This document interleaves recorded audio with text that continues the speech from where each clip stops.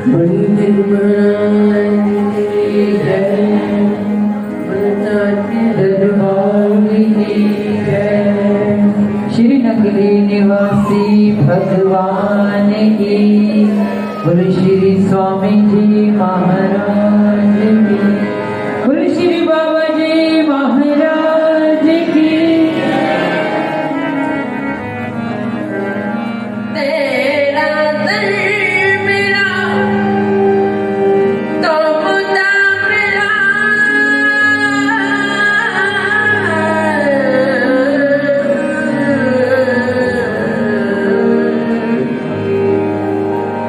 तेरा दर मेरा तो बता मेरा, मुझे तुम जो मिल गए तो बता मेरा।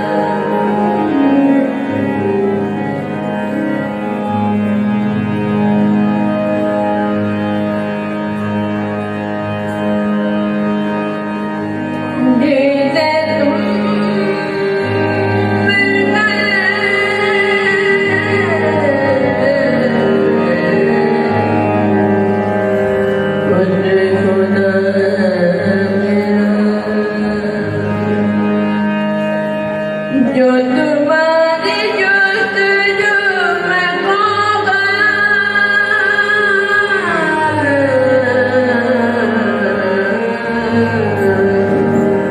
उस जिंदगी का मजा मेरा,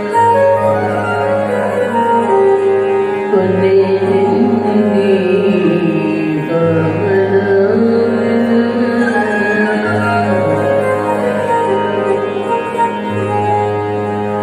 बोलिए श्री गुरु महाराज की जय, बोलिए सच्चे दरबार की जय, बोलिए गढ़गढ़वासी भगवान की जय।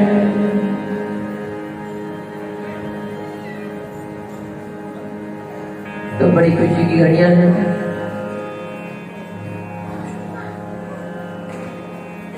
जो हमें गुरु चरणों में बैठने का सुनहरे अवसर प्राप्त होता है। अगर तेरा ये दर ना होता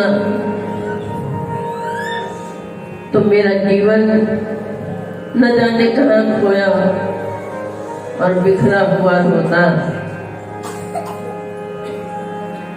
लेकिन जब से तेरा दर मिला है, मुझे जीने का सलीका आया है।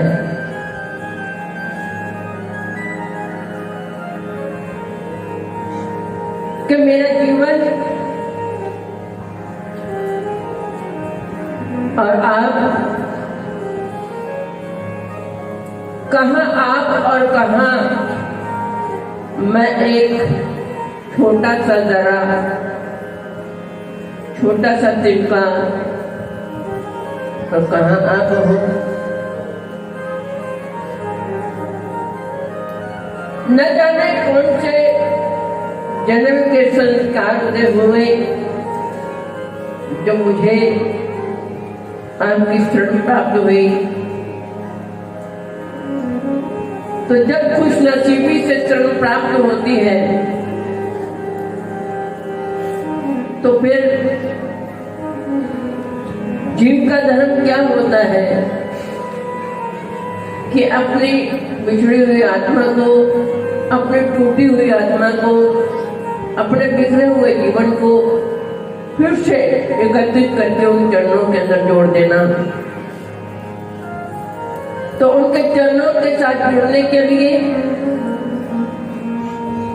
सिर्फ सोच नहीं होती, विचार नहीं होते,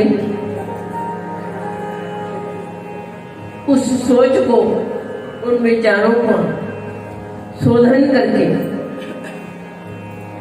उसकी गहराई में उतरा जाता है।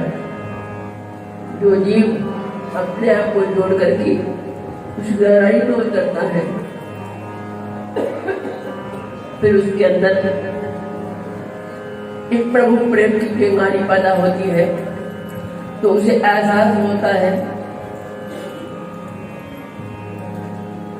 कि मेरी आत्मा क्या है, मेरा जीवन क्या है, मैं तो कुछ भी नहीं। तेरी नजर ही जो मुझ पर आन पड़ी तो मुझे एहसास हुआ कि मेरा जो वजूद है, मेरी जो जिंदगी है, सब तेरे कर्म से है।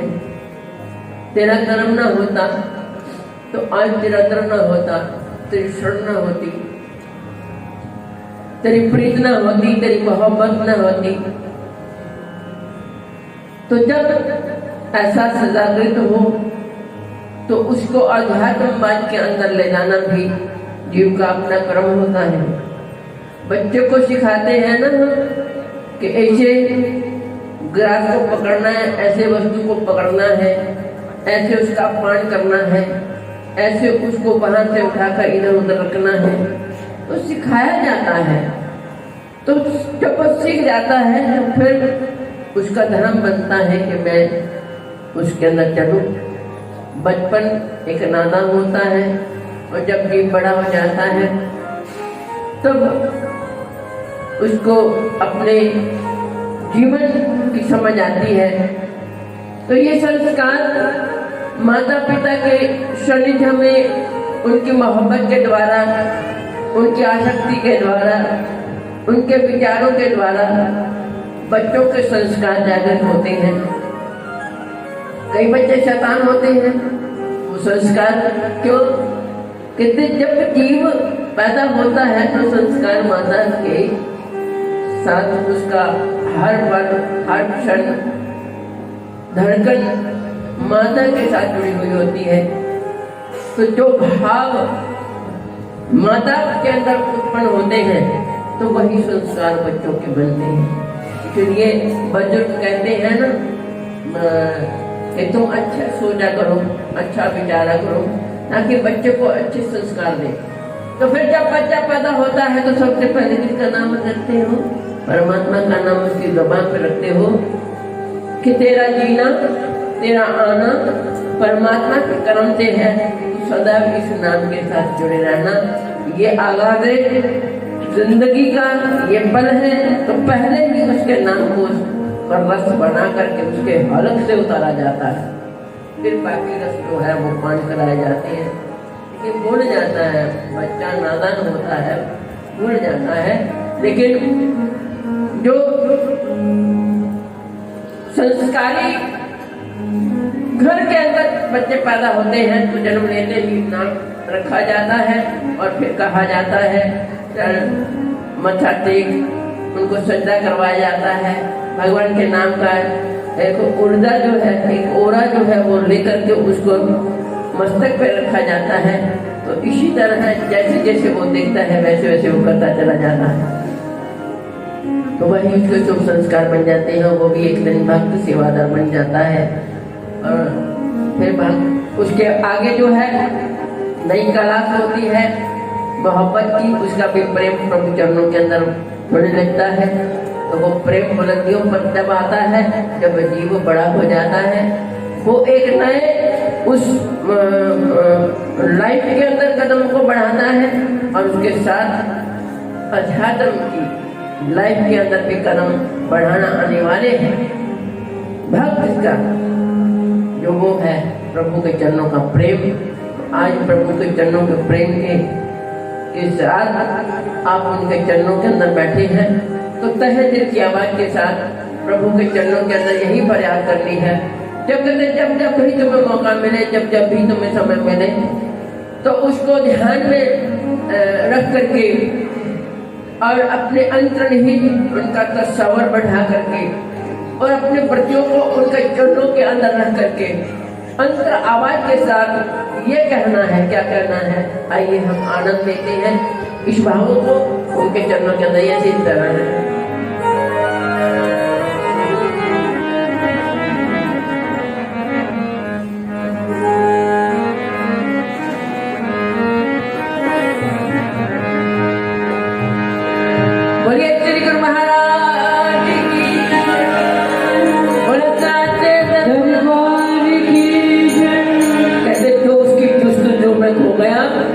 जिंदगी का मजा मिला तो मजा तभी मिलता है जब हम उसकी तलाश में अपने वृत्तियों को जोड़ करके उसके असली स्वरूप को पहचान करते हुए उसका आनंद लेती है। तो कैसे आनंद लिया जाता है?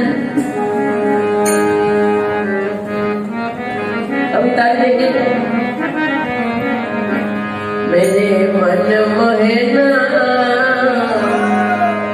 ओ मन मोहना जरा नेड़